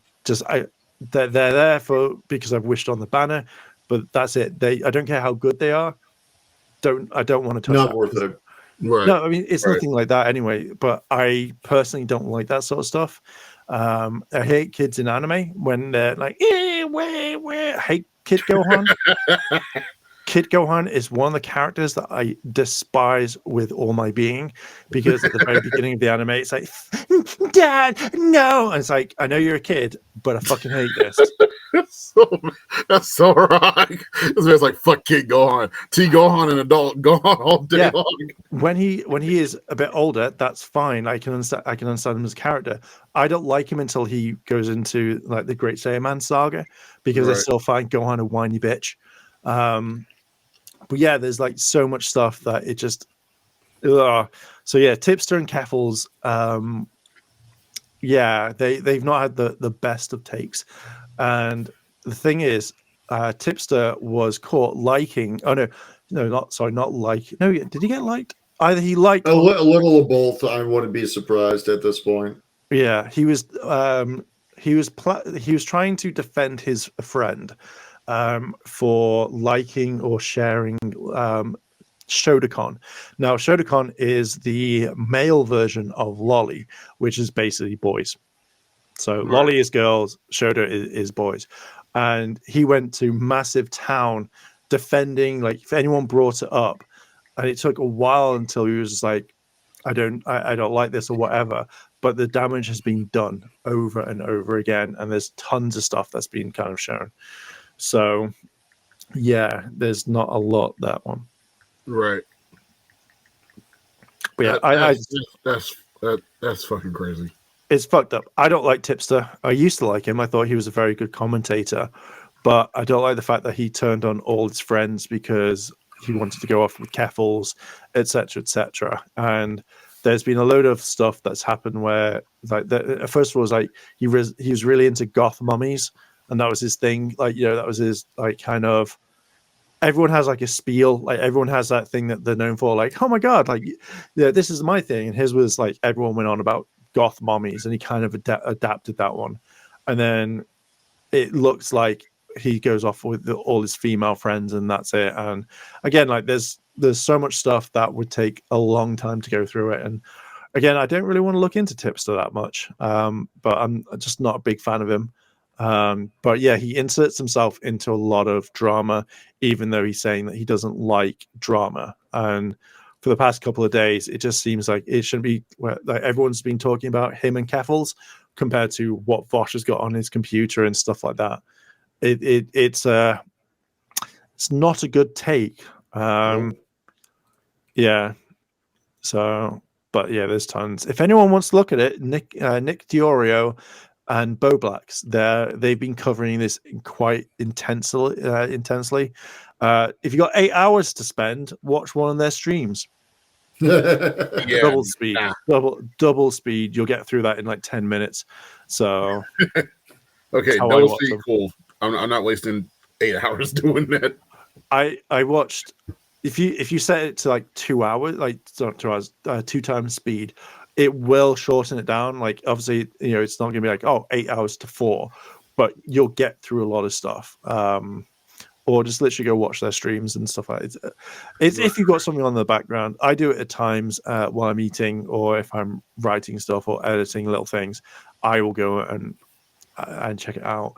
But yeah, I'm just saying. Every time I go on YouTube, it's always a beef with a YouTube creator beef with another one. They arguing over stupid shit. Right. He say, she say shit. I'm like, I don't know shit. I just start YouTube or not. Y'all motherfuckers are crazy, man. Damn. It's a thing where if you want to get into commentary YouTube, like I always think that there's like a limit of like, oh my god, nothing's happening today. What do I talk about? Something will happen. Like guaranteed, some drama will drop down. And yeah, like next week there'll be something completely different, and it's just interesting. Or it's more kind of having a look at what's been going on. So like when I did Oh Hi Mark, which I need to get back onto at some point, which I thought was a really good name for a drama channel. And then when you search Oh Hi Mark, the room comes up. But you know, drama is the new thing out here. So if you ain't trendsetting with the drama, man, you ain't gonna get nowhere. I'm like, unfortunately, us DJs don't do that shit. We end up getting the below. Right. Get the below. Right. The drama people goes up. Because, you know, I'm from Bigo, they does that shit. You know what I'm saying? Drama, you get paid for the drama. Yeah. Like, it's insane. Like, so I did a video on The Completionist, which we've talked about. If my Oh Hi Mark channel was like monetized, it got 21k views. That wouldn't have been a lot, but that would have been a nice chunk of change to take home at the end of the day. You know, and some of the other videos that I've done have gained views for a small channel, but I kind of like not really kind of looked in, like not done much to it. But yeah, like there would definitely just be loads of stuff to talk about because drama. Everybody loves drama, and you know it hits a lot in all communities and stuff, which is a very interesting thing to kind of talk about, which I'll tell you guys in a little bit because I don't want to stir up more drama. But yeah, it's fucking insane, like amount of shit that goes down in this community. Right. You know, being a DJ, I'm guessing, yeah, it's the best thing. There's no drama in the DJ community, not unless it's like, get off my patch. Like I'm not at that club. Oh, you hijacking my playlist and shit, man. Yeah. The fuck you doing hijacking my playlist? You should send my shit, just hijacking my shit, ain't you? Yeah. Taking notes. DJ Big Bob, fuck him. He took to my playlist, the fucker. Pocket watching ass nigga. What's he doing? Like, I've told him, if he comes down this thing again, he'll be biggity done. And that's how they do on YouTube, for real, too. Yeah. It really does like, seem yo, like it. what the fuck going on over here? Right. Damn. I don't think I want a DJ over there, man. Damn, y'all folks crazy over there. I want y'all come attacking me. Talking about, hey, man, what you get that song from, man? You need to send that song to me ASAP or else. I'm going to go report you. It's for copyrights. It's such a weird thing. Like, I mean, if you are into drama, that's absolutely fine. But yeah, I think it should be like minimum a drama there. I mean, eventually YouTube going hopefully they catch up and say, hey, we need to cut this shit out because it's drawing people away or something like that. But then again, a lot of streaming apps like drama, so it's like that's where they draw money and bring the people in. They'll do it. Right. Drama brings in a lot of money because it again, like I think it depends on what sides that you kind of what you want to be on, and that, you know, do you want to be on the right side or the wrong side? Now, I think stuff with like this whole thing with Vosh is everyone is on the same side of CP or cheese pizza is not okay. It's horrible. It's fucking disgusting. I'm making sure that we don't get demonetized or kicked off the platforms. Right. So cheese pizza ain't all that good anyway. What? Man, I love pizza. Horrible. The Domino's pizza is amazing. Pizza Hut is the best. We got stuffed crust. Goddamn it. Like, I'm trying to fuck y'all. We got stuffed crust too with garlic. Yeah. But yeah, I feel like everyone's on the same side. It is completely wrong. But then when you have stuff like, say, I don't know, where, you know, election year or whatever, or something that happens in the drama, is then your kind of take on it. As long as you're not fucking people over or saying like, I've downloaded a clip of like Ty talking about Kingdom Hearts and stuff like that, and I don't like his take on it, so I'm gonna turn around and say that he really hates Kingdom Hearts, but he really loves Final Fantasy, the beat 'em ups or something, and then kind of like spin take it and be like, see guys, like he's been championing on this for so long about Kingdom Hearts, but he really like fucking hates it. And then Ty comes in and goes, Mark's a fucking dickhead. He absolutely hates Final Fantasy, but he really likes, he hates Genshin Impact and he fucking hates it, and he takes clips out of context or mix it up. That sort of thing is like, that's drama that can kind of be okay to talk about in some way, as long as you don't make each other look like a dick. But it's always like a yay or nay thing. X-Men with Morph being non-binary, some people love it, some people hate it. You know, it's these sorts of things that really work well. But yeah, drama does pay. It's one of those things. I know, in a way, I find it very interesting that you can really kind of get your frustrations out in a way, because that's what I kind of do. Like I'm like, I fucking hate this, and then I literally go and like at the end I'm done and just walk away. Right.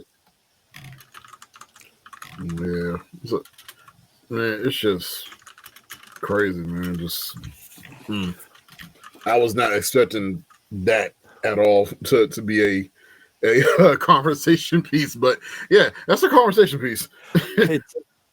It's one of those things where you should, like, if someone has that and you see this, then like the cheese pizza, then it's worth calling out. You know, it's kind of going over stuff. But when you defend it, like I feel like that you've lost all argument. Like there's nothing you can do to clarify how it is like in a good light, compared to like this is what Vosh was doing, where he was saying stuff. And again, when someone says like, okay, you're out of context, or you clip this out of context, it's like, have you though? Because they're playing the entire clip, they're showing that like what argument wise, it's not something where he goes like, I do, and then that's it, and they cut it off. And it's more like, but when they watch back. But then when they go like, oh, I should just go watch a 4-hour stream, it's like, fuck that shit. No, I'm not going to watch 4 hours where you say one small segment so I can get a context. You've said the context through it. Right. Simple, clean, straight to the point. Yeah, like if it's the same thing as like with YouTubing apology. It's more like people will try and take you around the garden path. Just get precise to it. Sorry, I did this. It won't happen again. I'm learning, and then kind of give backstory in case someone's wondering, and then that's it. Right. Yeah, it should have been like at least what I've said. He should have kept with the completionist. He should have kept it simple. Apologized for it. Money donated. I'm going to move on with my life. I'm dealing with stuff with my family. Please don't come after me, that type of thing. I'm dealing with it. I'm not happy about it. They called me out on it. I'm trying to fix it as best I can. Yeah. Left it at that. Yeah. And I feel like when you have that sort of stuff, the way that he added in and was just like, I'm going to sue Mudahar, I'm going to sue Carl, and I'm going to sue these people for misinterpreting this. To me, it's more they had the evidence of the call. Like they could easily turn around and say, that he couldn't get out of it. Like they know that they have the recording, so there's nothing that you can say to kind of get around with it. So for that to happen there, it wasn't right. He should have just owned up to it and gone, yeah. But then he continued on lying and then lied more. And I'm like, holy goddamn, how far can this go? Yeah, it should have stopped at a couple and left. But with some of these YouTubers, they just got to go off. Tipster is one of them. Yeah, like one thing that made me laugh was when he turned around ages ago, I think like last year or whatever, and he was like, "I'm done with the commentary community. I'm not gonna do this. I'm not gonna insert myself into drama." And then all of a sudden, places him in certain drama. It's like if if Ty was arguing with someone about Kingdom Hearts, I wouldn't then insert myself into that Kingdom Hearts drama, and then be like, guys, like it's all about me. Like, I didn't want to speak about it, but it's happened, and now they're coming after me. Like Kingdom Hearts 2 is the best one in the franchise, and I think the third one should have come out rather than all the others being made. I still believe that, actually. I still think that if you should have just focused on 3 rather than bring out like Birth by Sleep and shit ones that just added more on. Like, why? Kingdom Hearts was good. Bring in the third one. Anyway, that's another round for another day. But it's that sort of thing. You don't insert yourself into drama. But everything now, all the commentary community is talking about Tipster, about Keffels. And if it just feels like going like, me? I didn't mean about me. Leave me alone. And it's like, what the fuck? Oh God. Yeah. It's such a whole ball ache of the story. Right. But it'll be over next week. Everyone will have forgotten about it, and then the next drama kicks in about High and Kingdom Hearts. right. But I don't. And I love Bombshell. Yeah. Right. Did we cover the last topic yet, or did we not go over that? I think that was the last topic. Ty was like, I want to hear the drama on Tipster and Vosh. Ty's like, I want the tea. Yeah. Right. I need the tea real quick. And I probably explained it really badly. Oh, wait. Pokemon. No, I think you explained it pretty clear to the point. Oh, wait, Pokemon. We didn't cover Pokemon. Yes, let's make that the end topic. Like, right. So, within the past couple of days on my feed, I don't know about the rest of y'all, but on my feed, the past couple of days, rumors of new Pokemon games have been surfacing the internet, and it is causing a bit of a buzz within the Poke community, because I'm just going to say this is in a response to how good Power World is doing. Pokemon is trying to make a comeback with these new possible Pokemon games coming out potentially, and one of them, which has piqued my interest, is pretty much a dual remake of the Unova and Johto games combined into one, which is called Pokemon Black Gold and White Silver, which has sparked my interest because apparently that game is supposed to be a cross between, like I said, Pokemon Black and Pokemon Silver and Gold and everything else.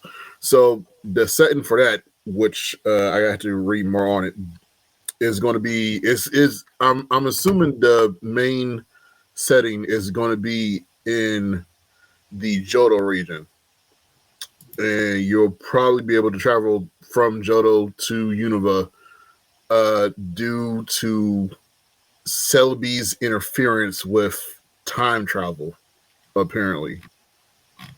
So somehow Celebi is involved in this and is able to time travel back and forth between the Johto era and the Unova era. And from what I have read, supposedly something goes wrong and the two timelines get merged or mixed together, and you have a whole new fusion of Pokemon that have not been seen. From what the box cover showed and what from the artist imagery show, I forget the main artist of Pokemon, but from what he showed pretty much a fusion of Lugia and Reshiram of Ho-Oh and Reshiram and Lugia and Zekrom, and they actually look pretty good for legendary Pokemon that are fused together. So from what I was reading, it's all fan-made concept. Okay. But not official leaks. Okay. Is it a decent concept? Yes, it is.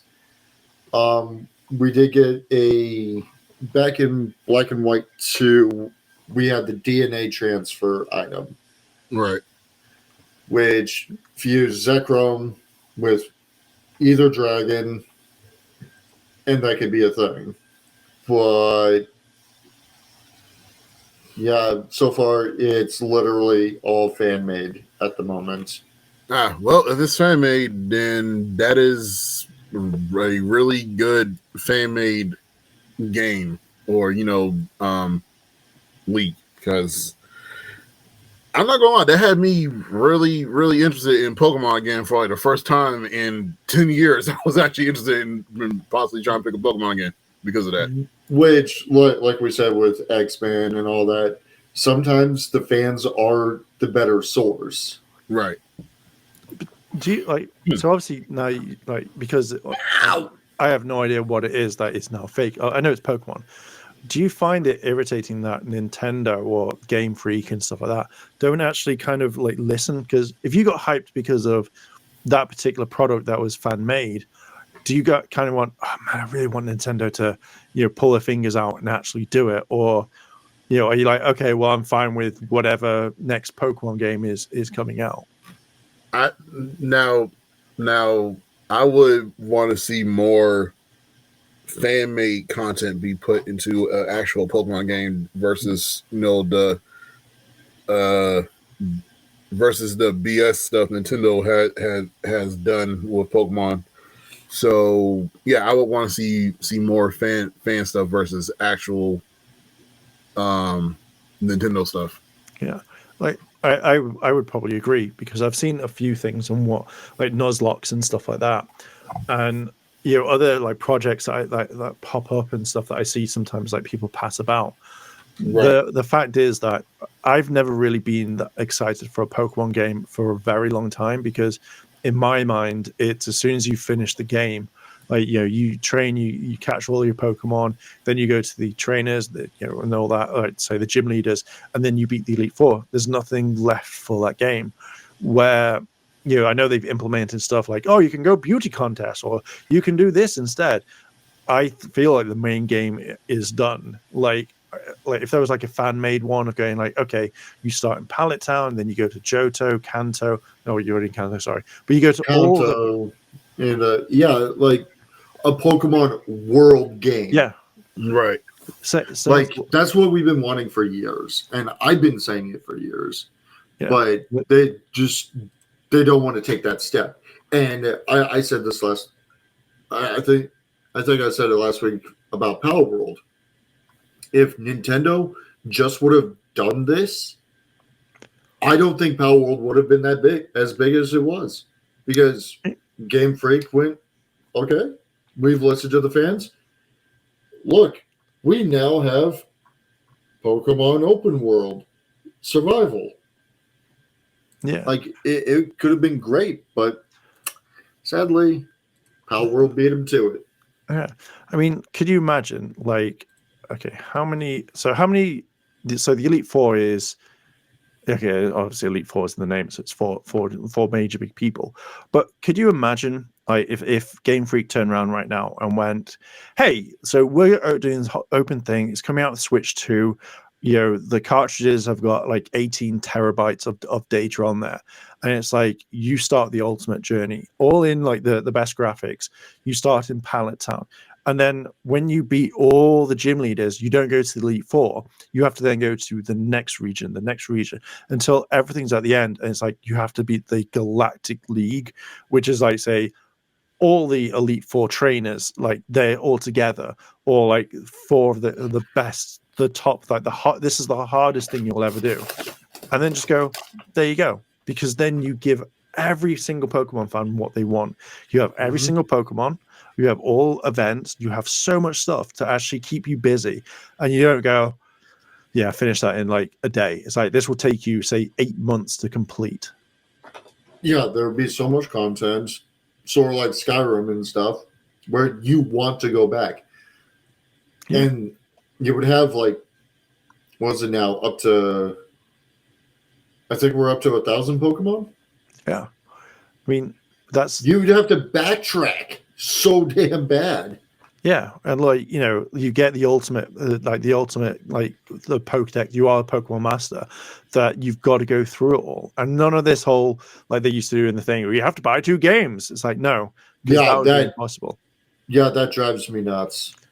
I mean, it's a good marketing, and it worked back in the day because you know I have pretty much most of them anyway, but. You know, now it'd be like, look, you know, this is the ultimate one disc, one thing, you can catch every Pokemon ever out there, rather than, okay, now I have to buy the ultimate version and I have to buy the other version. It doesn't work out. But I feel like, personally, that's what Nintendo, Pokemon Company, and Game Freak need to do, is they need to sit down and they go, how can we make this better, rather than be like, oh, well, we have to keep it like the for the kids. And it's like, no, you know your fucking target audience is any age, so make it an any age game and actually have something fun. Because I know you, Ty, I know you would 100% that game. Oh yeah. I'm like I said, I'm having fun on Power World. So is Philip, and we go from it because all your pals level up with you. You unlock certain things as your character progresses, which is nice. You can, and the crafting of the actual Pokeballs. So you're not always having to fucking go in and buy them. Right, which is a nice change of pace. So I've actually like it's funny you mentioned just crafting the spears and different things, dude. I've played that game so much that I have a whole work camp going on. So I pretty much started enslaving my own pals in this game, which is just horrible. Could you imagine if Pokemon did that? Like they wouldn't. No. They wouldn't. But I think like, but if you take that sort of element and do something different, like, okay, so you're not enslaving your Pokemon, but you know, you send out them to do tasks, which is basically very similar to what you got. Like, I think all these sorts of things, they work perfectly when it comes to making a game that everybody wants. Everybody has been talking about this. And I don't know what the fuck Game Freak are doing. Like, why aren't you implementing this into your games? Like, it's the most easiest thing. You're getting free feedback all the time. How could I really wish this has happened? Take notes. There we go. Got it. Simple. And when again, I'm going to bring up whatchamacallit, the Pokemon Legends Arceus. When that dropped, you had the building foundation for it. You had everything. You kind of perfected the world capture in Scarlet and Violet. Use it. Like it's not that hard. I think it's also. I think also, like from what I remember, the last Pokemon game that came out, buggy as hell. Like apart from one of my favorite, very buggy. So because it's set in England, like the only bug that I would keep in is when you're having a Pokemon fight, and then you have someone just walk across your your battle. Like that's the only one I would keep in because that's pretty much what Britain's like. Oh, Pokemon battle, mate. I'm going to walk in front of it just to fuck it up. That's what I would do. I just wish. I wish Pokemon. I just wish Pokemon was like sorted and stuff like that properly. Like that's what they need.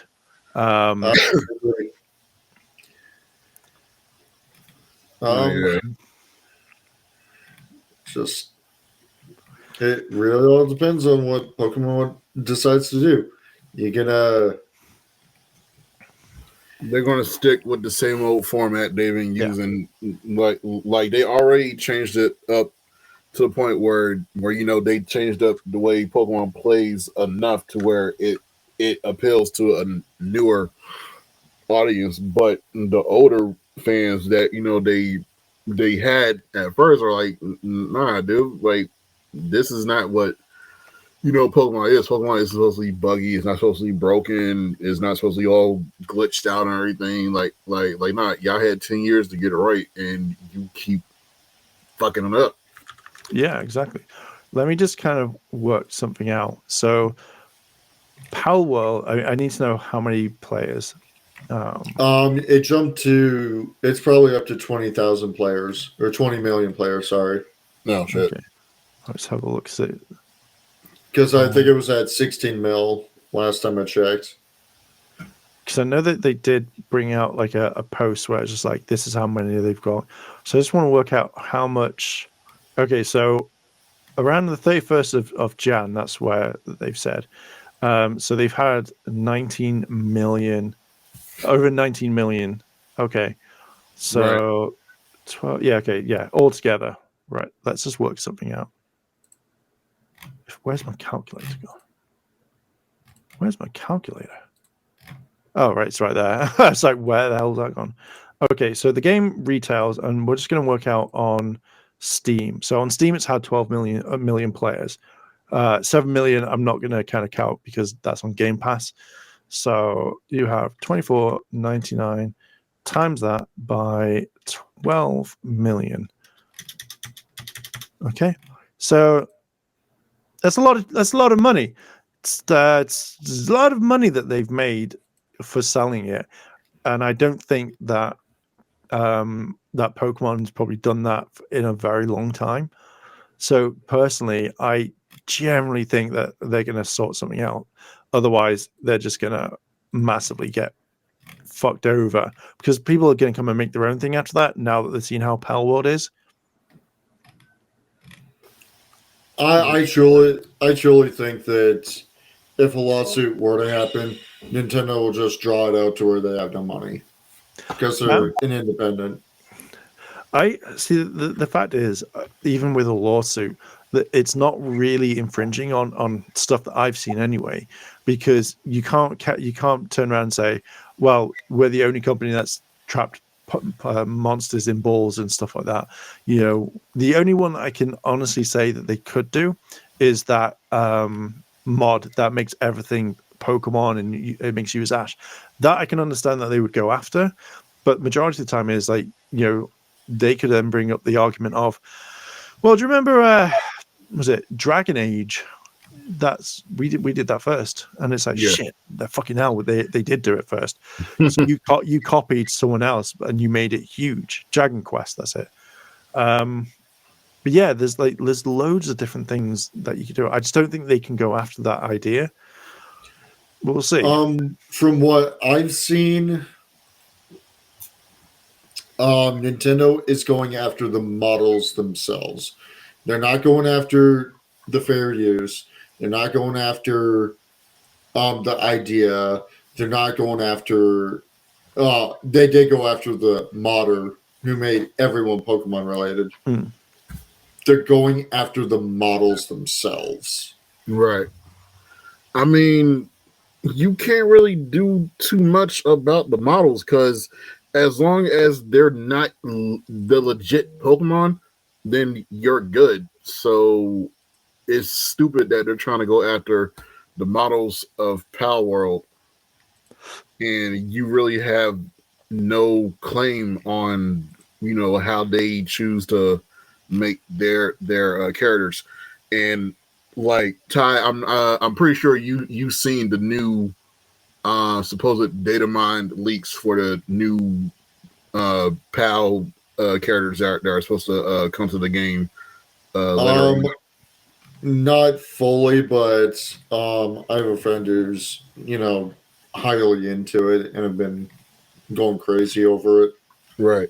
So, like, of course, people data mined it and leaked some of the new characters that are supposed to come out.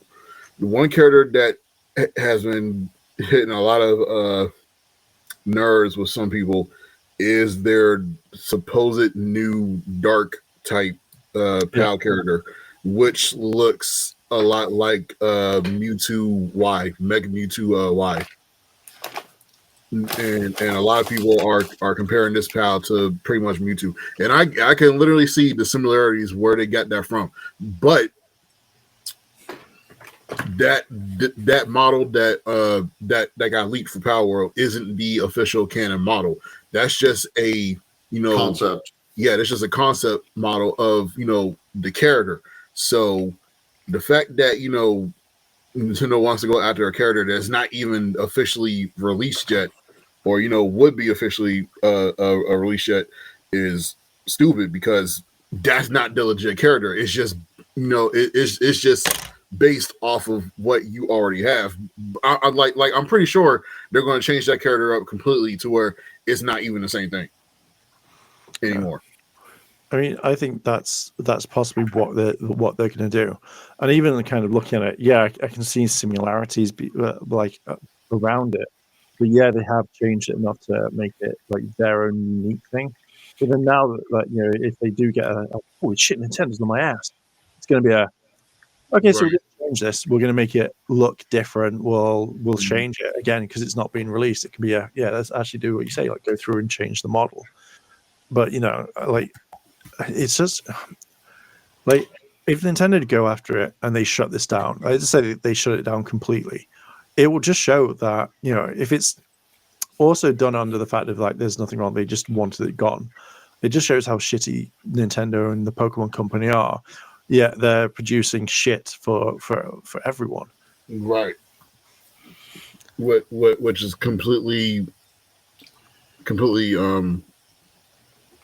unfair. Yeah, exactly. And then it's this whole thing of like Nintendo and Pokemon Company going like, oh, we're all best friends. Like we want you to have so much fun. It's like, really? Like you've just shut down a really good game, and now you're trying to kind of bring people back. Yeah, all your games are subpar at the moment, and everyone knows Pokemon, so you're making billions. It's not going to turn around and people are going to say, oh man, do you remember playing that game with Pikachu and a gun? Oh, those good times that was. AK-47. Oh, cannot wait for that one. Right. Shoot. But I'm gonna just say this, and I said it before. Nintendo has no stake or no claim on the stuff that Power World has done so far. Yeah, and that's what I think is good. And I feel like it's also kind of adding more to it. Like this is what I want. Like, it's good to have a competitor because Pokemon's been going on for such, almost 30 odd years now, and like to me personally, I'm just like, man, I just really want them to fucking get a grip and be like, oh, we've got to keep this going, boys. We've got to keep this going. I mean, shit, you want to keep it going, make it a better game. That's how you keep it going. Exactly. Like that's one thing is you want to make a better game. You want people to do it. You're a company that has been doing this for years and years and years. What the hell? Like, why all of a sudden are you not able to do it? Like, why are you shitting yourself because you've not been able to do it well? I don't know. Like, yeah, I just think that Pokemon Company needs to really sort their shit out. Yeah, I agree. Yeah, eventually they'll do it. When they lose over, I want to say 2 million customers, then they'll get back on the ball. Oh yeah, definitely. But for some strange reason, I don't think that they're going to kind of do it. I feel like they're just going to go, yeah. It's like great fun guy. Right. Well, yeah, it is what it is, though. Yeah. See what happens. There's still no news on it. Right. Yeah, I'm just waiting. Like I can't wait for it all to kind of like mess up. So. Yeah. But until next time. Yes, we shall end it there, and bring you the big news later on and stuff like that. So there we go. I thought it's an interesting one right there. Yes, it is. But until next time, yeah, catch you.